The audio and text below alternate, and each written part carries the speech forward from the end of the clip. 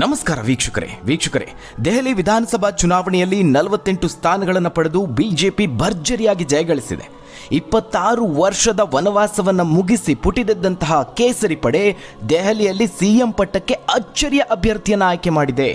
ಆ ಮೂಲಕ ರಾಷ್ಟ್ರ ರಾಜಧಾನಿಯಲ್ಲಿ ನಾರಿ ಶಕ್ತಿಯ ಕೈಗೆ ಆಡಳಿತದ ಚುಕ್ಕಾಣಿ ಸಿಕ್ಕಂತಾಗಿದೆ. ಈಗ ಮಂತ್ರಿಮಂಡಲ ರಚನೆ ಮಾಡುವತ್ತ ಬಿಜೆಪಿ ಗಮನ ಹರಿಸಿದೆ. ಫಲಿತಾಂಶ ಬಂದು 11 ದಿನಗಳ ನಂತರ ಸಿಎಂ ಘೋಷಣೆ ಮಾಡಿದೆ. ರೇಖಾ ಗುಪ್ತಾ ಅವರೇ ರಾಷ್ಟ್ರ ರಾಜಧಾನಿಯ ನೂತನ ಸಿಎಂ ಅಂತ ಕಮಲ ಪಕ್ಷ ಘೋಷಣೆ ಮಾಡಿದೆ.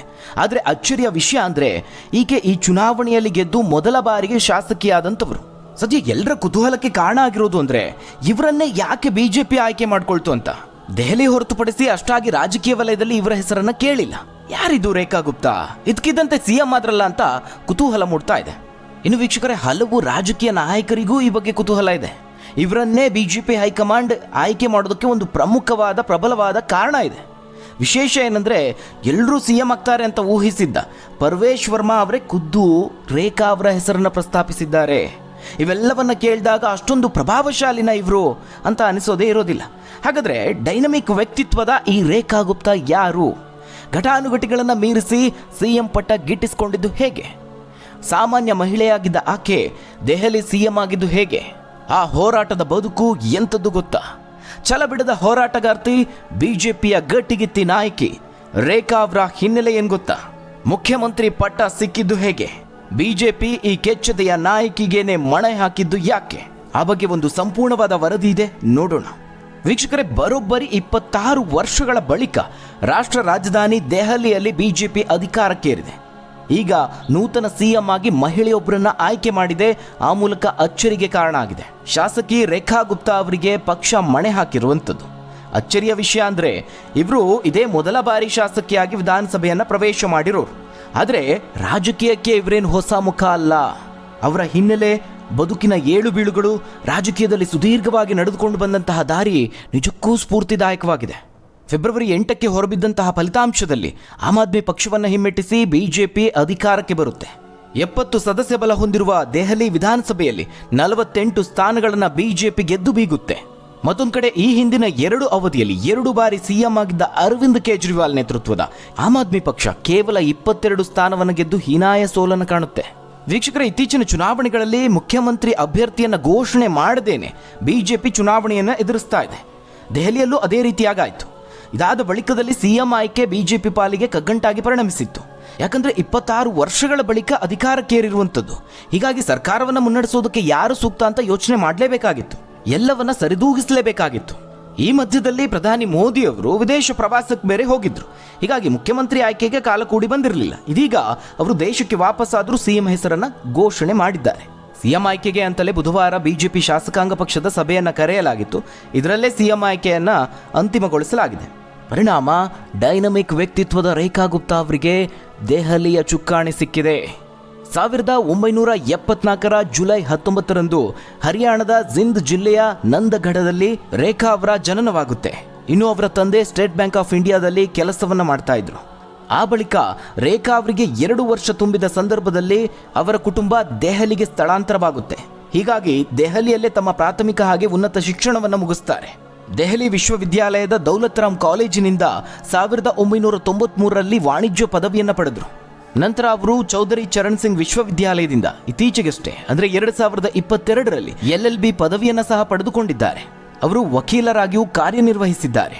ಇನ್ನು ಅವರ ಕೌಟುಂಬಿಕ ಹಿನ್ನೆಲೆಯನ್ನು ಗಮನಿಸೋದಾದ್ರೆ 1998ರಲ್ಲಿ ಮನೀಶ್ ಗುಪ್ತಾ ಅವರನ್ನ ವಿವಾಹ ಆಗ್ತಾರೆ. ಈ ದಂಪತಿಗೆ 2 ಮಕ್ಕಳು, ಒಬ್ಬ ಮಗ ಹಾಗೆ ಒಬ್ಬ ಮಗಳು. ಬನಿಯಾ ಸಮುದಾಯಕ್ಕೆ ಸೇರಿರುವ ರೇಖಾ ಅವರು ವಿದ್ಯಾರ್ಥಿ ಜೀವನದಿಂದಲೇ ರಾಜಕೀಯದಲ್ಲಿ ತೊಡಗಿಸಿಕೊಂಡಿದ್ರು. 1992ರಲ್ಲಿ ವಿದ್ಯಾಭ್ಯಾಸ ಮಾಡುವ ಸಂದರ್ಭದಲ್ಲೇ ABVP ಕಾರ್ಯಕರ್ತೆಯಾಗಿ ಗುರುತಿಸಿಕೊಂಡಿದ್ರು. ಕಾಲೇಜಿನ ದಿನಗಳಲ್ಲೇ ರಾಜಕೀಯದಲ್ಲಿ ಸಕ್ರಿಯವಾದರು. ದೌಲತ್ ರಾಮ್ ಕಾಲೇಜಿನಲ್ಲಿ ಕಾರ್ಯದರ್ಶಿ ಚುನಾವಣೆಯನ್ನು ಗೆಲ್ತಾರೆ. ಇನ್ನು 1996-97ರಲ್ಲಿ ದೆಹಲಿ ವಿಶ್ವವಿದ್ಯಾಲಯದಲ್ಲಿ ವಿದ್ಯಾರ್ಥಿ ಒಕ್ಕೂಟದ ಅಧ್ಯಕ್ಷರಾಗಿಯೂ ಕಾರ್ಯನಿರ್ವಹಿಸ್ತಾರೆ. ವೀಕ್ಷಕರೇ, ಸುದೀರ್ಘವಾಗಿ ರೇಖಾ ಅವರು 30 ವರ್ಷಗಳಿಂದಲೂ ಬಿಜೆಪಿಯಲ್ಲಿ ಗುರುತಿಸಿಕೊಂಡಿದ್ದಾರೆ. 2003-2004ನೇ ಸಾಲಿನಲ್ಲಿ ಬಿಜೆಪಿ ಯುವ ಮೋರ್ಚಾದ ದೆಹಲಿ ಘಟಕಕ್ಕೆ ಸೇರಿಕೊಳ್ತಾರೆ. ಅಲ್ಲಿ ಕಾರ್ಯದರ್ಶಿಯಾಗಿ ಕೆಲಸವನ್ನು ಮಾಡ್ತಾರೆ. 2004-2006ರವರೆಗೆ ಬಿಜೆಪಿ ಯುವ ಮೋರ್ಚಾದ ರಾಷ್ಟ್ರೀಯ ಕಾರ್ಯದರ್ಶಿಯಾಗಿಯೂ ಸೇವೆಯನ್ನು ಸಲ್ಲಿಸ್ತಾರೆ. ಇದಾದ ನಂತರದಲ್ಲಿ 2007ರಲ್ಲಿ ದೆಹಲಿಯ ಪಾಲಿಕೆ ಚುನಾವಣೆಯಲ್ಲೂ ಸ್ಪರ್ಧೆ ಮಾಡ್ತಾರೆ. ಮೊದಲ ಬಾರಿಗೆ ಉತ್ತರ ಪೀತಂಪುರದಿಂದ ಕೌನ್ಸಿಲರ್ ಆಗಿ ಆಯ್ಕೆಯಾದಂತಹ ರೇಖಾ ಅವರು 3 ಬಾರಿ ಕೌನ್ಸಿಲರ್ ಆಗಿಯೂ ಸೇವೆಯನ್ನು ಸಲ್ಲಿಸಿದ್ದಾರೆ. 2007ರಿಂದ 2009ರ ಅವಧಿಯಲ್ಲಿ 2 ವರ್ಷ MCDಯ ಮಹಿಳಾ ಕಲ್ಯಾಣ ಮತ್ತು ಮಕ್ಕಳ ಅಭಿವೃದ್ಧಿ ಸಮಿತಿ ಅಧ್ಯಕ್ಷೆಯಾಗಿ ಕೆಲಸವನ್ನು ಮಾಡಿದರು. 2009ರಲ್ಲಿ ಪಕ್ಷದ ಮಹಿಳಾ ಮೋರ್ಚಾದ ರಾಜ್ಯ ಪ್ರಧಾನ ಕಾರ್ಯದರ್ಶಿ ಆದರು. ಅದೇ ರೀತಿ 2010ರಲ್ಲಿ ರಾಷ್ಟ್ರೀಯ ಕಾರ್ಯಕಾರಿಣಿ ಸದಸ್ಯೆ ಆಗಿದ್ರು. ನಂತರ 2012ರಲ್ಲಿ ಪಾಲಿಕೆ ಸದಸ್ಯರಾಗಿ ಮತ್ತೆ ಆಯ್ಕೆ ಆಗ್ತಾರೆ. ದಕ್ಷಿಣ ದೆಹಲಿ ಪಾಲಿಕೆಯ ಮೇಯರ್ ಆಗ್ತಾರೆ. ಇವೆಲ್ಲವೂ ಅವರ ಆಡಳಿತ ಅನುಭವವನ್ನು ಹೆಚ್ಚು ಮಾಡುತ್ತೆ. ಪಕ್ಷನಿಷ್ಠೆ, ಪಕ್ಷದಲ್ಲಿನ ತಮ್ಮ ಕಾರ್ಯವೈಖರಿಯ ಮೂಲಕನೇ ಕೇಂದ್ರದ ಬಿಜೆಪಿ ನಾಯಕರಿಗೂ ಹತ್ತಿರ ಆಗ್ತಾರೆ. ಕಳೆದ ವರ್ಷ ದೆಹಲಿಯಲ್ಲಿ ಮೇಯರ್ ಸ್ಥಾನಕ್ಕೆ ಚುನಾವಣೆ ನಡೆದಂತಹ ಸಂದರ್ಭದಲ್ಲಿ ಬಿಜೆಪಿ ಇವರ ಹೆಸರನ್ನೇ ಮುಂದಿಟ್ಟಿತ್ತು. ಅಷ್ಟರ ಮಟ್ಟಿಗೆ ವರ್ಷದಿಂದ ವರ್ಷಕ್ಕೆ ದೆಹಲಿ ಬಿಜೆಪಿಯಲ್ಲಿ ಪ್ರಭಾವಿಯಾಗಿ ಗುರುತಿಸಿಕೊಂಡಿದ್ರು. ಈ ರೀತಿಯಾಗಿ ಸೈಲೆಂಟ್ ಆಗಿನೇ ರಾಜಕೀಯ ಜೀವನದಲ್ಲಿ ಮೇಲೇರ್ತಾ ಬಂದಿದ್ದಾರೆ. ಹೀಗಾಗಿನೇ ಈ ಬಾರಿ ಬಿಜೆಪಿ ಗೆದ್ದಾಗ ಮುಖ್ಯಮಂತ್ರಿ ಸ್ಥಾನಕ್ಕೆ ಇವರ ಹೆಸರು ಸಹ ಕೇಳಿಬರುತ್ತೆ. ಇದೀಗ ಸಿಎಂ ರೇಸ್ನಲ್ಲಿದ್ದ ಡೈನಮಿಕ್ ವ್ಯಕ್ತಿತ್ವದ ರೇಖಾ ಗುಪ್ತಾ ಅವರಿಗೆ ಬಿಜೆಪಿ ಸಿಎಂ ಆಗುವ ಅವಕಾಶವನ್ನು ಕೊಟ್ಟಿದೆ. ವೀಕ್ಷಕರೇ, 2015 ಮತ್ತು 2020ರ ದೆಹಲಿ ವಿಧಾನಸಭೆ ಚುನಾವಣೆಗಳಲ್ಲಿ ಶಾಲಿಮಾರ್ ಬಾಗ್ನಿಂದ ರೇಖಾ ಅವರನ್ನ ಕಣಕ್ಕಿಳಿಸಲಾಗಿತ್ತು. ಆದರೆ 2015ರಲ್ಲಿ ಆಮ್ ಆದ್ಮಿ ಪಕ್ಷದ ವಂದನಾ ಕುಮಾರಿ ಅವರ ವಿರುದ್ಧ ಸುಮಾರು 11,000 ಮತಗಳಿಂದ ಸೋತು ಹೋಗ್ತಾರೆ. ಅದೇ ರೀತಿ 2020ರಲ್ಲಿ ಅದೇ ಅಭ್ಯರ್ಥಿ ಅದೇ ಕ್ಷೇತ್ರದಲ್ಲಿ ಸೋಲಿನ ಅಂತರ 3,400 ಮತಗಳಷ್ಟಿತ್ತು. ಇನ್ನು ಆ ಎರಡೂ ಚುನಾವಣೆಗಳಲ್ಲೂ ಆಮ್ ಆದ್ಮಿ ಪಕ್ಷದ ಪ್ರಭಾವವೂ ಸಾಕಷ್ಟಿತ್ತು ಅಂತ ಹೇಳ್ಬೋದು. ಇದೆಲ್ಲವನ್ನ ಗಮನಿಸಿದ ಬಿಜೆಪಿ ಸೋಲಿನ ಹೊರತಾಗಿಯೂ ಮತ್ತೆ ರೇಖಾ ಗುಪ್ತಾ ಅವರಿಗೆ 2025ರ ವಿಧಾನಸಭಾ ಚುನಾವಣೆಯಲ್ಲೂ ಟಿಕೆಟ್ ಕೊಡುತ್ತೆ. ಆಗ ಇದೇ ಆಮ್ ಆದ್ಮಿ ಪಕ್ಷದ ವಂದನಾ ಕುಮಾರಿ ಅವರನ್ನ ಬರೋಬ್ಬರಿ 29,595 ಮತಗಳ ಅಂತರದಿಂದ ಸೋಲಿಸಿ ಮೊದಲ ಬಾರಿಗೆ ವಿಧಾನಸಭೆಯನ್ನ ಪ್ರವೇಶ ಮಾಡ್ತಾರೆ. ವಿಧಾನಸಭಾ ಚುನಾವಣೆಯಲ್ಲಿ ಇಷ್ಟೊಂದು ಮತಗಳ ಅಂತರದಿಂದ ಗೆಲ್ಲೋದು ಅಂದ್ರೆ ಸುಲಭದ ಮಾತಲ್ಲ. ಈ ರೀತಿಯಾದಂತಹ ರಾಜಕೀಯ ಜೀವನ ರೇಖಾ ಅವರದ್ದು. ಮಹಿಳಾ ಕಲ್ಯಾಣ ಮತ್ತು ಮಕ್ಕಳ ಅಭಿವೃದ್ಧಿ ಸಮಿತಿಯ ಮುಖ್ಯಸ್ಥರಾಗಿ ಮಹಿಳಾ ಸಬಲೀಕರಣಕ್ಕಾಗಿ ಕೆಲಸ ಮಾಡಿದ್ದಾರೆ. ಇನ್ನು ಆರ್ಥಿಕವಾಗಿ ದುರ್ಬಲವಾಗಿರುವ ವಿದ್ಯಾರ್ಥಿನಿಯರ ಉನ್ನತ ಶಿಕ್ಷಣಕ್ಕಾಗಿ ರೇಖಾ ಅವರು ಸುಮೇಧಾ ಯೋಜನೆಯನ್ನ ಪ್ರಾರಂಭಿಸ್ತಾರೆ. ಅವರ ಸಾಮಾಜಿಕ ಕೆಲಸ ಕಾರ್ಯಗಳಲ್ಲಿ ಸಾರ್ವಜನಿಕ ಕಲ್ಯಾಣಕ್ಕೆ ಒತ್ತು ನೀಡಿದ್ದಾರೆ. ಆ ಒಂದು ಸುದೀರ್ಘವಾದಂತಹ ರಾಜಕೀಯ ಜೀವನದಲ್ಲಿ ಸಮುದಾಯ ಚಟುವಟಿಕೆಗಳಲ್ಲಿ ಅನೇಕ ಜವಾಬ್ದಾರಿಗಳನ್ನು ನಿರ್ವಹಿಸಿದ್ದಾರೆ. ಅಷ್ಟು ಮಾತ್ರ ಅಲ್ಲ, ಅವೆಲ್ಲದರಲ್ಲೂ ಅವರು ಯಶಸ್ವಿಯಾಗಿದ್ದಾರೆ.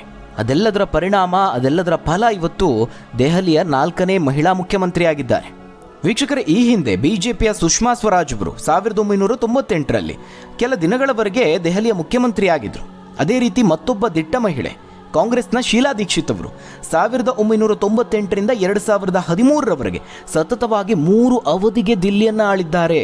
ಇನ್ನು ಆಮ್ ಆದ್ಮಿ ಪಾರ್ಟಿ ಸರ್ಕಾರದಲ್ಲಿ ಅರವಿಂದ್ ಕೇಜ್ರಿವಾಲ್ ಅವರು ಜೈಲು ಪಾಲಾದ ನಂತರ ಅತೀಶಿ ಅವರನ್ನ ಸಿಎಂ ಹುದ್ದೆಗೆ ನೇಮಿಸಲಾಯಿತು. ಅವರು ಸಹ ಕೆಲ ತಿಂಗಳವರೆಗೆ ದೆಹಲಿಯ 3ನೇ ಮುಖ್ಯಮಂತ್ರಿಯಾಗಿ ದೆಹಲಿಯನ್ನ ಆಳಿದ್ರು. ಇದೀಗ ರೇಖಾ ಗುಪ್ತಾ ಅವರು ದೆಹಲಿಯ 4ನೇ ಮುಖ್ಯಮಂತ್ರಿ ಆಗಿದ್ದಾರೆ. ಮೋದಿ ಅವರ ಕನಸನ್ನ ನನಸು ಮಾಡುವತ್ತ ಕೆಲಸವನ್ನ ಮಾಡ್ತೀನಿ ಅಂತ ಹೇಳಿದ್ದಾರೆ. ದೆಹಲಿಗೆ ಸುವರ್ಣ ಯುಗ ಆರಂಭ ಆಗಿದೆ ಅನ್ನುವ ಮೊದಲ ಮಾತನ್ನ ಹೇಳಿದ್ದಾರೆ. ಇನ್ನು ಇವರನ್ನೇ ಆಯ್ಕೆ ಮಾಡೋದಕ್ಕೆ ಪ್ರಮುಖವಾದಂತಹ ಕಾರಣ ಇದೆ. ಯಾವಾಗ ಬಿಜೆಪಿ ಈ ಬಾರಿ ಮಹಿಳಾ ನಾಯಕಿಗೆ ಮಣೆ ಹಾಕ್ತಾರೆ ಅನ್ನೋದು ಗೊತ್ತಾಯ್ತು, ರೇಸ್ನಲ್ಲಿ 4 ಮಹಿಳಾ ಮಣಿಗಳಿದ್ರು. 4ರು ಸಹ ಶಾಸಕಿಯಾಗಿ ಆಯ್ಕೆಯಾದವರು. ಗ್ರೇಟರ್ ಕೈಲಾಶ್ ಕ್ಷೇತ್ರದಿಂದ ಶಿಖಾ ರಾಯ್ ಅವರು, ವಾಜಿಪುರದಿಂದ ಆಯ್ಕೆಯಾಗಿರುವ ಪೂನಂ ಶರ್ಮಾ ಅವರು, ನಜಾಫ್ಗಢದಿಂದ ಆಯ್ಕೆಯಾಗಿರುವ ನೀಲಂ ಪೆಹಲ್ವಾನ್ ಅವರು, ಹಾಗೆ ರೇಖಾ ಅವರು ಈ 4ರು ಸಿಎಂ ರೇಸ್ನಲ್ಲಿ ಕಾಣಿಸ್ಕೊಂಡಿದ್ರು. ಆದರೆ ಇದಕ್ಕೂ ಮೊದಲು ಬೇರೆ ಬೇರೆ ಘಟಾನುಘಟಿಗಳ ಹೆಸರು ಕೂಡ ಕೇಳಿ ಬಂದಿತ್ತು. ವೀಕ್ಷಕರೇ, ಇಲ್ಲಿ ಏನಾಯ್ತು ಅಂತ ಹೇಳಿದ್ರೆ, ಸಂಸದರು ಅಥವಾ ಬೇರೆ ಯಾವುದೇ ನಾಯಕರನ್ನ ಸಿಎಂ ಹುದ್ದೆಗೆ ಆಯ್ಕೆ ಮಾಡಿದ್ರೆ ಅವರ ಹುದ್ದೆಗಳು ತೆರವಾದಾಗ ಉಪಚುನಾವಣೆ ಎದುರಿಸಬೇಕಾದಂತಹ ಪರಿಸ್ಥಿತಿ ಬರುತ್ತೆ. ಮತ್ತೊಂದು ವಿಚಾರ ಅಂದ್ರೆ, ಕೇಂದ್ರದಲ್ಲಿ ಬಿಜೆಪಿ ಸ್ವಂತ ಬಲದಲ್ಲಿ ಅಧಿಕಾರಕ್ಕೆ ಬಂದಿಲ್ಲ. ಈ ರೀತಿಯ ಕಿರಿಕಿರಿಯನ್ನ ದೂರ ಮಾಡೋದಕ್ಕೆ ಅಂತಾನೆ ಶಾಸಕರಲ್ಲೇ ಒಬ್ಬರನ್ನ ಆಯ್ಕೆ ಮಾಡೋದು ಸೂಕ್ತ ಅನ್ನೋ ನಿರ್ಧಾರಕ್ಕೆ ವರಿಷ್ಠರು ಬರ್ತಾರೆ. ಆಗ ಜಾತಿವಾರು, ಮಹಿಳೆ, ಪ್ರಾದೇಶಿಕ ಸಮತೋಲನವನ್ನು ಕಾಯ್ದುಕೊಳ್ಳೋದಕ್ಕೆ ಮುಖ್ಯಮಂತ್ರಿಯ ಜೊತೆಗೆ ಒಂದು ಉಪಮುಖ್ಯಮಂತ್ರಿ ಹುದ್ದೆಯನ್ನು ಸೃಷ್ಟಿಸಲಾಗಿದೆ. ನಮ್ಮ ರಾಜ್ಯದಲ್ಲಿ ಯಾವ ರೀತಿಯಾಗಿ ಸಿಎಂ ಹಾಗೆ ಡಿಸಿಎಂ ಸ್ಥಾನ ಇದೆಯಲ್ಲ, ಅದೇ ರೀತಿಯಲ್ಲಿ ಈಗ ಡಿಸಿಎಂ ಸ್ಥಾನ ದೆಹಲಿಯಲ್ಲಿ ಪರ್ವೇಶ್ ವರ್ಮಾ ಅವರ ಪಾಲಾಗಿದೆ. ಪರ್ವೇಶ್ ವರ್ಮಾ ಅವರು ಸಹ ಇಲ್ಲಿ ಪ್ರಭಾವಿ. ಆಪ್ನ ಮುಖ್ಯಸ್ಥ ಅರವಿಂದ್ ಕೇಜ್ರಿವಾಲ್ ಅವರನ್ನ ಈ ಚುನಾವಣೆಯಲ್ಲಿ ಸೋಲಿಸಿದ್ದಾರೆ. ಈಗ ಇವರೂ ಸೇರಿದಂತೆ ಬಿಜೆಪಿ ಶಾಸಕರಾದ ಸೂದ್ ಆಶೀಶ್ ಅವರು, ಮಂಜಿಂದರ್ ಸಿಂಗ್ ಸಿರ್ಸಾ, ರವೀಂದರ್ ಇಂದ್ರಜ್, ಕಪಿಲ್ ಮಿಶ್ರಾ ಹಾಗೆ ಪಂಕಜ್ ಕುಮಾರ್ ಸಿಂಗ್ ಅವರು ಸಿಎಂ ಪ್ರಮಾಣ ವಚನದ ಜೊತೆಗೆ ಸಚಿವರಾಗಿ ಪ್ರಮಾಣ ವಚನವನ್ನು ಸ್ವೀಕಾರ ಮಾಡ್ತಾ ಇದ್ದಾರೆ. ದೆಹಲಿಯ ಐತಿಹಾಸಿಕ ರಾಮ್ಲೀಲಾ ಮೈದಾನದಲ್ಲಿ ಫೆಬ್ರವರಿ 20ಕ್ಕೆ ನೂತನ ಮುಖ್ಯಮಂತ್ರಿ ಪ್ರಮಾಣ ವಚನ ಸ್ವೀಕಾರ ಮಾಡ್ತಾರೆ. ಅವರ ಜೊತೆಗೆ 6 ಸಚಿವರು ಕೂಡ ಪ್ರಮಾಣ ವಚನ ಸ್ವೀಕಾರ ಮಾಡ್ತಾರೆ. ಫೆಬ್ರವರಿ 20 ಸಂಜೆ 4:30 ಸುಮಾರಿಗೆ ಈ ಒಂದು ಕಾರ್ಯಕ್ರಮ ನೆರವೇರುತ್ತೆ. ಬಿಜೆಪಿ ಆಡಳಿತವಿರುವಂತಹ ರಾಜ್ಯಗಳ ಮುಖ್ಯಮಂತ್ರಿಗಳು ಸೇರಿದಂತೆ ಹಿರಿಯ ಬಿಜೆಪಿ ನಾಯಕರು ಭಾಗವಹಿಸುವಂತಹ ನಿರೀಕ್ಷೆ ಇದೆ.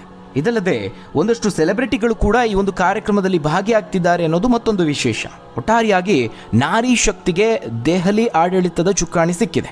ಹಾಗಾದರೆ ವೀಕ್ಷಕರೇ, ಈ ಬಗ್ಗೆ ನೀವೇನಂತೀರಾ? ದೆಹಲಿ ವಿಚಾರದಲ್ಲಿ ಬಿಜೆಪಿಯ ಪ್ಲಾನ್ ಯಾವ ರೀತಿಯಾಗಿದೆ?